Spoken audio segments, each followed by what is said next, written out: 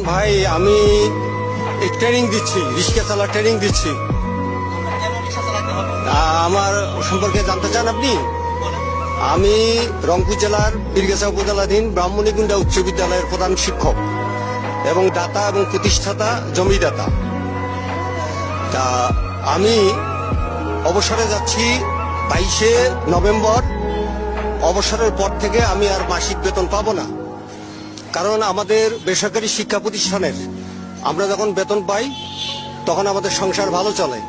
যখন আমরা বেতন অবসরে যাই তখন আমরা মাসিক অবসর পেনশন ভাতা আমরা পাই না। আমরা যখন এমপিভুক্ত হই, এমপিভুক্ত হওয়ার পর থেকে আমরা মাসিক বেতন পাই।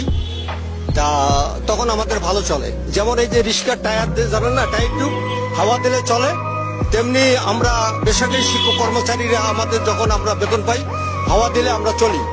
এবং যখন অবসরে যাই তখন আমাদের হাওয়া থাকে না, বেতন বন্ধ হয়ে যায়। আমাদের সরকারি যারা শিক্ষক তাদের পেনশন আছে এবং অবসরের পর যাবতীয় আছে, আমাদের কিন্তু সেটা নাই।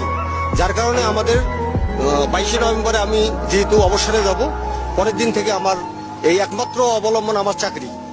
এই চাকরির বেতন দিয়ে আমার সংসার চলে, কিন্তু এই অবসরে যাওয়ার পর আমার বেতন বন্ধ হয়ে যাবে।